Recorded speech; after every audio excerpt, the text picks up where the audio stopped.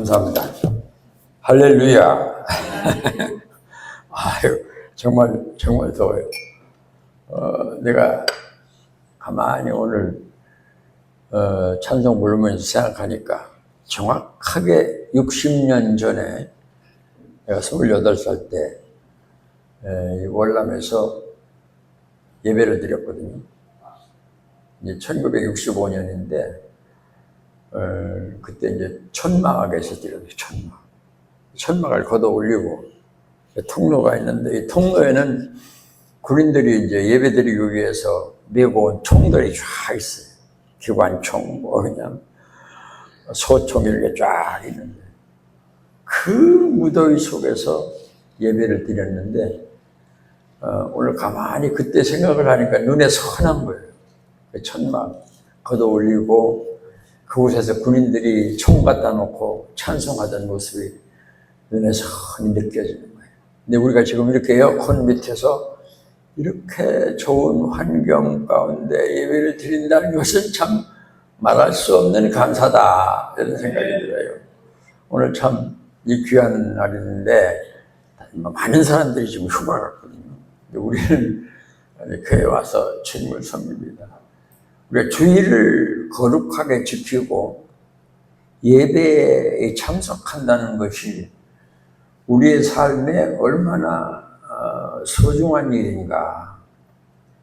하나님이 나의 삶에 가장 으뜸이 아니고는 주일을 거룩하게 지킬 수가 없고 하나님이 나의 모든 삶의 중심이 아니고는 이런 예배에 참석하기 어렵습니다. 오늘 여기 나오신 분들은 하나님의 눈은 온 땅을 두루 감찰하사 전심으로 자기를 향하는 자를 위하여 능력을 베풀어 주십니다. 오늘 은혜 받읍시다. 할렐루야. 아, 정말 감사해요. 여기 이제 엘리야가 로덴나무 밑에서 하나님이 공급하시는 그 천사가 예수님이에요. 예수님이 오셔서 공급하시는 떡과 물을 마시고 40일 40야. 우리가 그냥 40일 40야 하지만 그것이 얼마나 긴 세월이고 많은 시간인가를 알아야 돼요. 호렙산까지 왔어요. 물론 호렙산까지 450km니까 약 한 15일이면 충분히 올 수 있는 길인데 40일 걸린 거 보면 그 중간에 기도를 했거나 뭐 다른 또 하나님과의 어떤 관계를 맺었다고 생각해요. 엘리야는 지금 엄청난 승리를 거둔 전무후무한 승리입니다. 북이스라엘에 450명의 바알 선지자들을 여지없이 진멸시키는 어마어마한 공로를 세웠고 하나님의 불이 떨어지는 그 엄청난 역사를 통하여 거기 모였던 백성들이 다 여호와는 주는 하나님이시다. 주는 하나님이시다 라고 하는 고백을 했단 말이에요. 이런 기가 막힌 체험을 한 엘리야가 아합 왕이 자기 아내 이세벨에게 보고한 보고 때문에 좋다. 그러면 나도 엘리야 너를 내일까지 죽이겠다. 이 이야기를 듣고 엘리야는 로뎀나무 밑으로 피신했죠. 그 브엘세바는 북이스라엘이 통치하지 않는 남유다입니다. 남유다 나라의 브엘세바까지 피란을 가서 거기다가 종을 안 남겨두고 또 다시 하룻길을 가서 로뎀나무 밑에서 잠이 든 거예요. 거기서 하나님이 깨워서 떡과 물을 주고 40일 40야를 달려서 호렙산에 왔습니다. 근데 호렙산에서 보세요. 여기 오늘 엘리야가 아합에게 이르되 여기 이제 9절 말씀입니다. 9절 말씀 잘 들어보세요. 엘리야가 그곳 굴에 들어가 거기서 머물더니라고 하는 말은 그냥 잠깐 있다 가는 게 아니에요. 거기 아예 그냥 정착은 아니지만 아예 그냥 거기에 완전히 자리를 잡은 거예요. 머물더니 주께서 말씀합니다. 그에게 임하여 이르시되 한번 따라보자. 엘리야야 내가 어찌하여 여기 있느냐. 이 말씀을 여러분은 늘 가슴에 간직하고 사셔야 돼요. 여기서 엘리야야 네가라고 하는 하나님의 말씀은 굉장한 말입니다. 엘리야야 네가 누굽니까? 하나님의 선택한 백성입니다. 하나님의 사자입니다.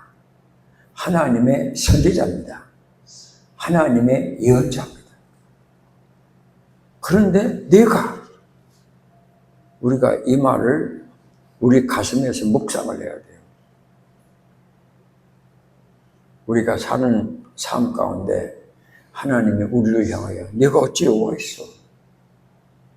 내가 장로인데, 내가 목사인데, 아니 그것 이전에 우리 주께서 자기 아들, 하나님께서 자기 아들을 내어주시고 내 대신 죽게 하신 후에 나를 선택한 상상할 수 없는 하나님의 귀중한 보배인데 내가 어찌 여기가 있어? 어떻게 솔직히 가 있어?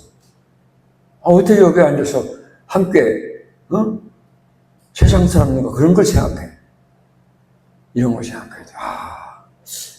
내가 성도인데, 내가 그리스도인인데 내가 여기 와 있구나. 이런 것을 생각할 때 이 하나님이 찾아오셨어요. 엘리야에게 주시는 말씀을 기억해야 돼요. 엘리야야 내가 누굽니까? 하나님의 종입니다. 하나님의 선지자입니다. 하나님의 일꾼입니다. 얼마나 할 일이 많은데 캄캄한 굴 속에서 머물러 있습니다. 어째 여기 와 있느냐? 캄캄한 굴 속, 우리의 삶 가운데 죄악이라고 하는 캄캄한 굴 속에서 우리가 죄와 더불어 먹고 마실 수 있어요. 권사인데, 집사인데, 장로인데, 목사인데 엉뚱한 짓을 할 수가 있어요. 이건 엄청난 메시지입니다. 오늘도 우리를 향하여 여러분 늘 삶 가운데 너 어찌하여 여기 와 있어? 라고 하는 하나님의 음성을 기억해야 돼요. 아주 뜨거운 말씀인 것을 알아야 됩니다. 그러니까 엘리야가 대답합니다. 만군의 하나님께 대한 열심히 예배하오니, 왜 자기는 굉장히 교만한 말이에요. 나는 하나님께 대한 열심히 예배합니다. 다른 사람과 나 틀립니다. 이런 뜻입니다. 예배하오니 이는 이스라엘 자손이 주의 언약을 버리고 주의 제단을 헐며 칼로 주의 선지자들을 죽여 싸우며 오직 나만 남았고, 지금 오바데를 통해서 50명씩 이 선지자들을 숨겨놓은 것도 지금 알고 있어요. 그런데 나만 남았다. 나는 남보다 특별하게 지금 이스라엘이 가지고 있는 불신앙에 대해서 열정을 가지고 있는 사람이 나입니다. 이것은 교만한 말입니다. 그렇기 때문에 자기가 지금까지 겪었던 모든 일들이 엘리야에게는 하나님 앞에서 나보다 더 뜨겁게 북이스라엘을 사랑하는 사람이 없으며 하나님을 더 뜨겁게 섬기는 리가 없다, 이런 뜻입니다. 그러니까 주께서 말씀합니다. 너는 나가서 주 앞에서 산에 서라. 산에 올라가 서라. 주께서 보세요. 크고 강한 바람이 산을 가르고, 여기서 네 가지가 나와요. 크고 강한 바람. 그러니까 크고 강한 바람은 엄청납니다. 바위가 막 날아가지고 나무가 막 뽑히고 뭐 그냥 땅이 갈라지고, 그게 굉장히 하나님의 현현할 때 나타났던, 출애굽기에 나타났던 그런 상황이에요. 그 다음에 또 뭡니까? 지진이 나옵니다. 바람 후에 지진이 있으면 땅이 갈라지고 뭐 엄청난 변화가 나타나죠. 어마어마한, 이건 뭐 그냥 상상할 수 없는 공포 속에 사람이 들어가는 지진이 나타납니다. 그 다음에 또 뭐가 나옵니까? 불이 나옵니다. 불은 하나님의 현현을 뜻하는 거예요. 근데 그 속에 없어요. 바람 속에 하나님 없어요. 지진 속에 하나님 안 계셔요. 불 속에 하나님이 안 나타나셨어요. 그런데 보세요. 후에 세미한 소리가 있는지라. 이것이 오늘 우리에게 주는 좋은 메시지입니다. 사람들은요, 어떤 불을 통해서 무엇을 체험합니다. 또 사람들은 어떤 큰 능력 있는 어떤 사건을 통해서 하나님을 체험합니다. 그것이 신앙의 전부인 것처럼 말하고 생각할 수 있어요. 그래서 이따금 기도원에 가면 자기가 체험한 것이 마치 성경보다 귀한 것처럼 설명하는 또 설교하는 경우가 많습니다. 여러분 언제나 기억하세요. 한번 따라합시다. 불후에 세미한 소리가 있는지야. 하나님의 음성입니다. 성령을 통한 하나님의 음성만이 우리를 참된 믿음의 자리로 인도할 수 있습니다. 이것이 진짜 하나님입니다.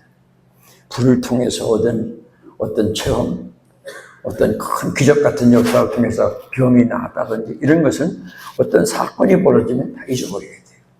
그런데 이 성령을 통하여 우리에게 주신 세미한 음성만은 우리 심령 속에 박히는 것입니다. 이것이 우리가 참으로 체험해야 할, 또 우리가 만나야 할 하나님이라는 사실을 기억하셔야 됩니다. 할렐루야. 그러니까 예를 들면 큰 무슨 체험을 했다는 것이 잘못됐다는 게 아니에요. 그것은 언제 변할지 모르는 거예요. 그것은 언제 바뀔지 모르는 거예요. 바뀌지 않은 것, 그것은 성경이에요. 성령으로 기록하신 하나님의 말씀이에요. 이 말씀을 통해서 성령의 은혜로 은혜 받을 때, 체험할 때, 믿음 얻을 때 변함없는 하나님의 백성이 될 수 있는 거예요. 이것을 우리가 기억해야 됩니다. 세미한 소리가 있느니라. 세미한 소리는 들릴 듯 말듯 하잖아요. 그 소리 속에 하나님이 계신 거예요. 엘리야가 듣고 겉옷으로 얼굴을 가리고 나가 굴옥 위에 서매 소리가 또 임합니다. 엘리야야, 내가 어찌하여 여기 있느냐. 하나님의 이 사자로 주님의 그 큰 부름을 받은 엘리야에게는 엄청난 사명이 있는데 어떻게 깜깜한 굴 속에 있느냐 이거예요. 우리가 주께로부터 받은 사명이 있어요. 그 아들 예수 그리스도를 우리를 위하여 내어주시니까 어찌 그 아들과 함께 모든 것을 우리에게 주시기로 언약이 되어 있는데 우리가 죄악 가운데 있다든지 우리가 낙심한 가운데서 교회 믿어봐야 교회 다 다녀봐야 그런 경우가 있거든요. 교회에서 그냥 남보다 더 열심히 일하고 다른 사람보다 더 많이 기도하는 것 같고 더 충성하고 헌금도 많이 했는데 아무런 변화가 없고 나를 알아주는 사람도 없고 목사님도 주목하지 않는 것 같습니다. 에이, 예수 믿어봐야 이렇게 되는 거예요. 이것이 엘리야입니다.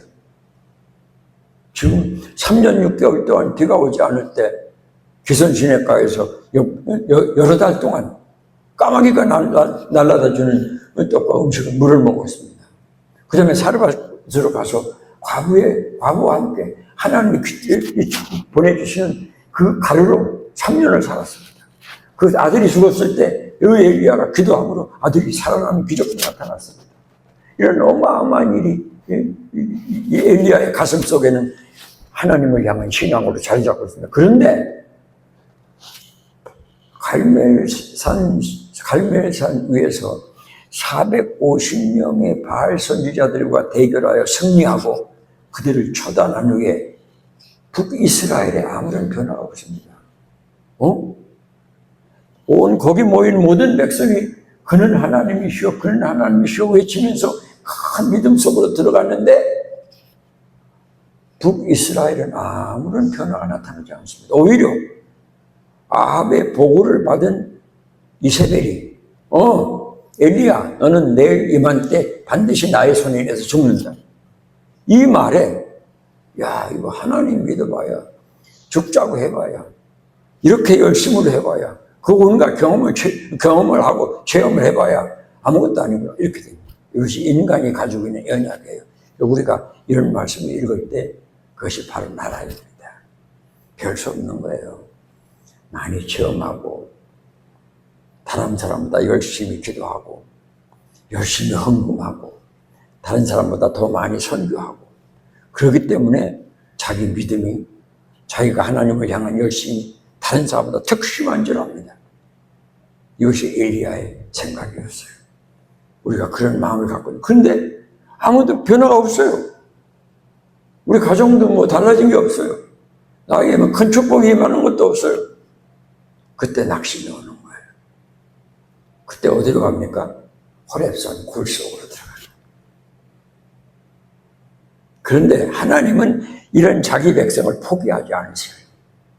호렙산 굴 속으로 우리 하나님이 찾아오신 줄 믿습니다. 이것이 우리의 소망이에요.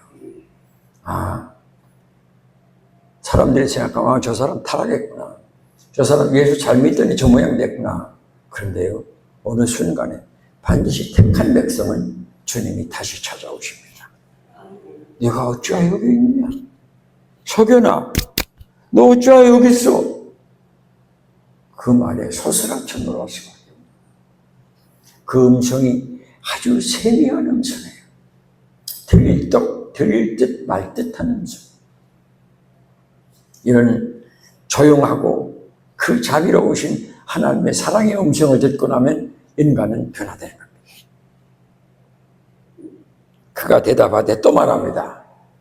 내가 만군의 하나님 주께 열심히 유별하오니 이는 이스라엘 자손이 주의 언약을 버리고 주의 제단을 헐며 칼로 주의 선지자들을 죽였음이며 오직 나만 남았구나. 다 없어지고 다 사라지고 지금 하나님 섬기고 이스라엘에 대하여 주님의 그 복음과 능력을 나타내는 사람 나밖에 없습니다. 근데 이제는 내가 이런 어마어마한 일을 했는데도 다 죽고 나 혼자 남았는데 지금 이세벨이 나를 죽이려고 합니다. 그래서 나는 이 굴 속에 있을 수밖에 없습니다. 이런 뜻입니다. 이 굴 속에서 내가 내 생명을 보존할 길 이에는 다른 길이 없습니다. 라고 하는 하나님께 대한 변명입니다. 그때 하나님께서 엘리야에게 사명을 주십니다. 여러분 잘 아셔야 돼요.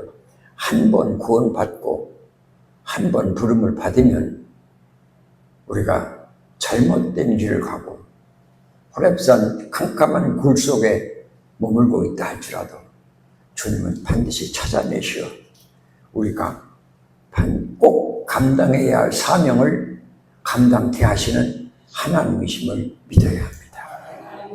그걸 우리가 알아야 돼요. 그때 우리에게 소망이 있는 거예요. 그때 우리에게 새로운 용기가 발생하죠.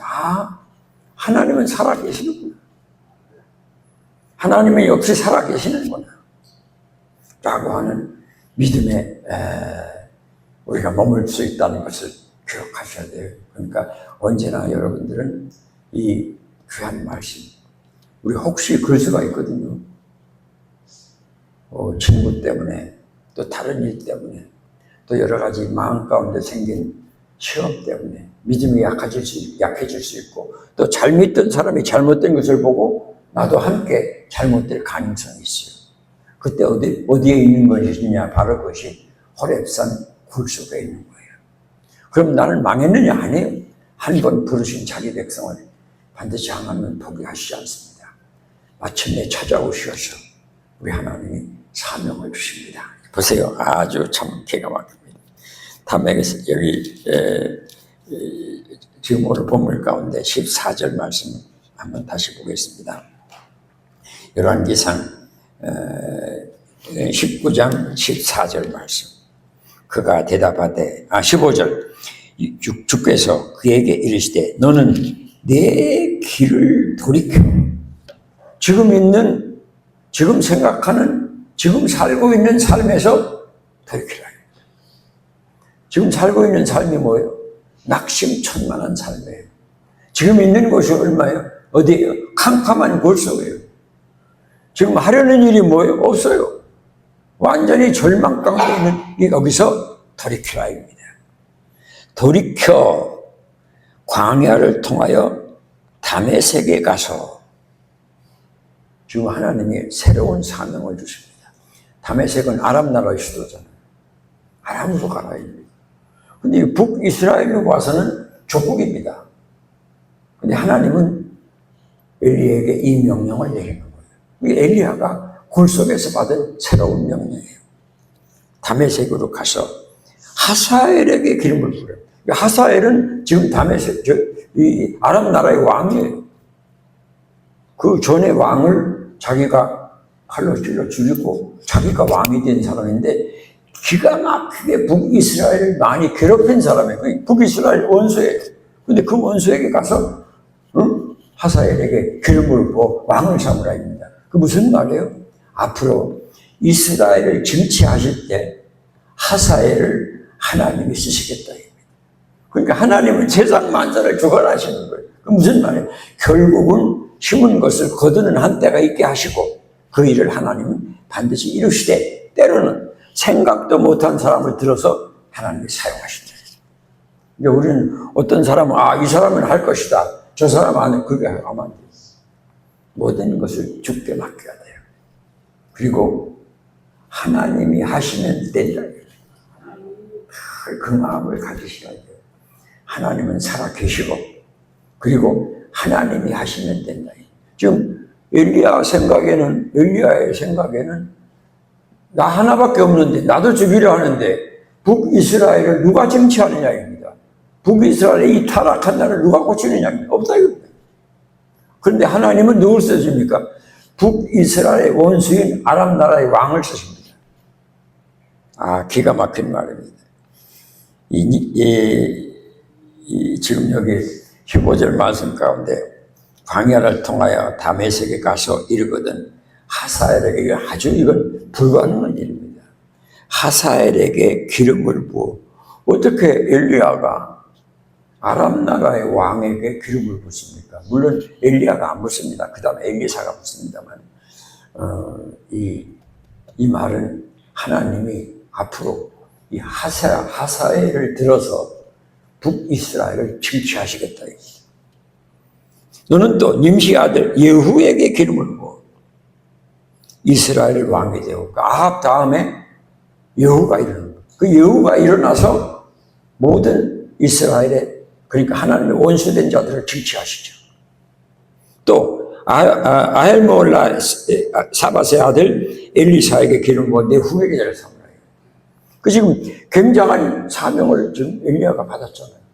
어디서? 굴 속에서. 언제? 가장 낙심하고 있을 때 하나님이 찾아오셔서 엘리야에게 이런 은혜를 주시는 거예요. 우리의 삶 가운데도 여러분 이런 하나님의 은혜가 있다는 걸 잘 기억하세요. 내가 지금 교회에 와서 이렇게 예배 드리잖아요. 누가 알아줘요? 자식이 알아줘요? 남편이 알아줘요? 아내가 알아줘요? 안 해요? 꼭 기억하세요. 하나님이 알아주셔요. 제가 이제 설교를 준비하고 밤 2시나 3시나 일어나서 그 말씀을 묵상할 때 누가 봅니까? 누가 알아줍니까? 그런데 나는 늘 마음 가운데 평안이 있어요. 주님은 보신다. 주님은 아신다. 주님은 여기서 하신다.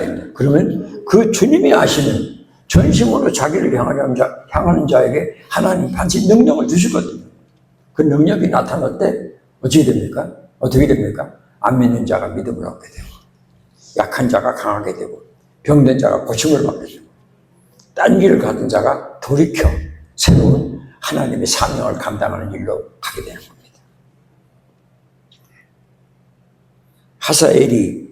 하사엘의 칼을 피하는 자를 금세 말해요. 하사엘이 아람 나라의 왕이 북이스라엘을 정치한다입니다. 하나님이 그렇게 쓰신다입니다. 그럼 하사엘의 칼을 피하는 자를 예후가 죽이고 예후의 칼을 피하는 자를 엘리사가 죽이고 그건 무슨 말이에요?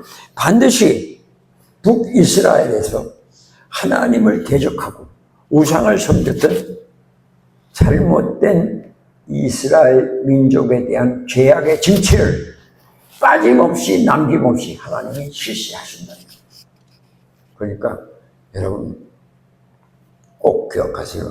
하나님은 살아계시고 인간은 심은 것을 반드시 거두는 한때가 있습니다. 그런데 내가 볼 때 저 사람 저렇게 되겠나 저 사람 때문에 만도 이렇게 할 필요 없어요. 다 주께 맡기세요. 우리가 원수를 사랑하라고 그랬어요. 그러면서 원수를 내가 친히 갚지 말라고 그랬어요. 그러면서 성경이 말씀하십니다. 주께서 말씀하시기를 네 원수가 줄이거든 먹이고 목마르거든 마시게 하라. 그것이 바로 숯불을 그 사람 머리에 쌓아놓는 것이다. 기록되었을 때 원수가 있는 것이 내게 있으니 하나님께 있으니 내가 갚으리라고 주께서 말씀하십니다.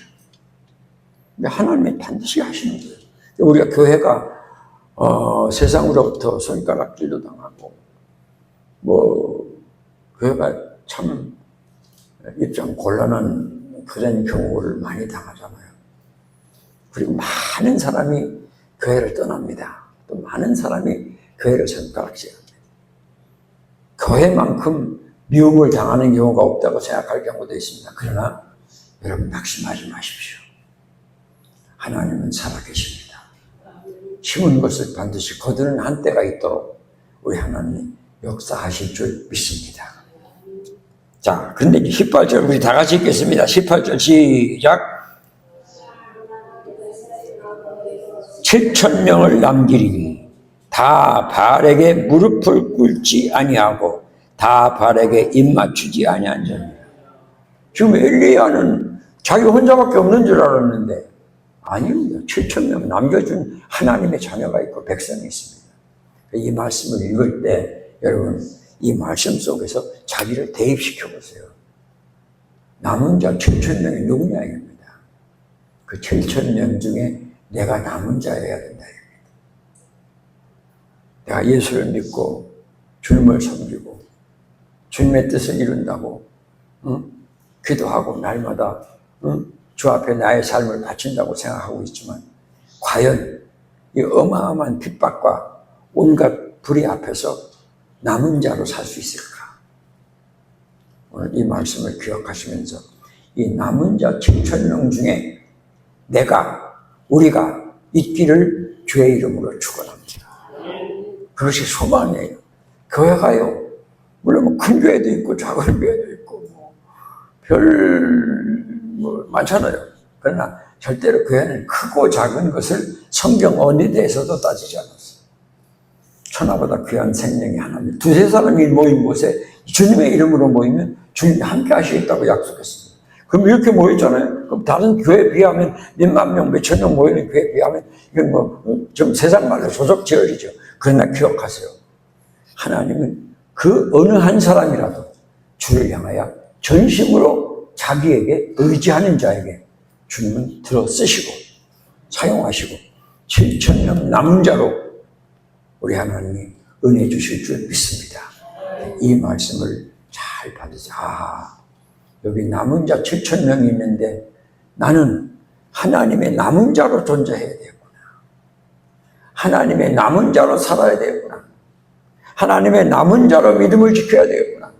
하나님의 남은 자로 교회를 지켜야 되겠구나. 하나님의 남은 자로 이 민족을 위하여 기도해야 되겠구나. 다 안 믿어도 저는 믿겠습니다. 다 뒤로 돌아가도 저는 하나님께서 나에게 주신 사명을 반드시 감당하겠습니다.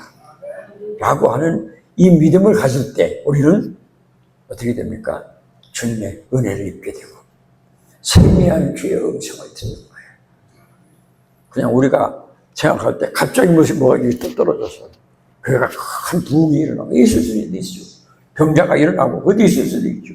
그러나 가장 중요한 믿음, 가장 중요한 것은 하나님의 세미한 음성, 성령으로 기록되어 우리에게 주신 이 성경 말씀으로 하나님 우리에게 말씀하실 때 우리의 믿음은 자라게 되며 우리가 하나님을 더 사랑하게 되며 우리가 더 큰 사명감을 가지고 주의 역사를 이루게 하실 줄 믿습니다.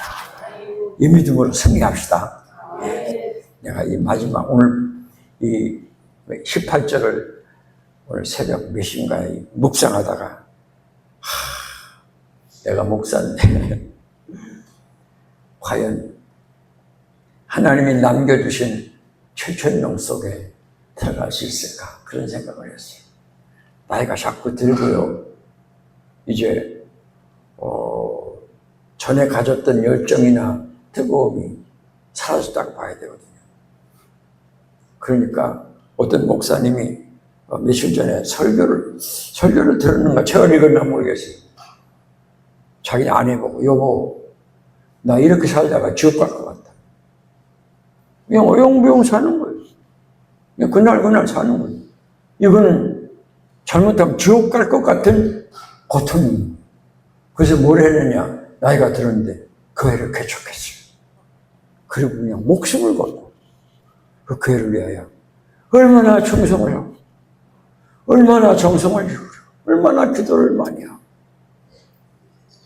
우리 부족하지만 적은 인원이지만 불타고 뜨거운 마음으로 하나님이 이 시대에 남겨준 자가 되시어 우리 하나님을 통하여 큰 사명을 받으시고 길을 돌이켜 주께서 원하시는 그 길로 가심으로 주를 영화롭게 해드리는 이 시대의 용사 남은 자들 되시기를 우리 주님의 이름으로 축복합니다.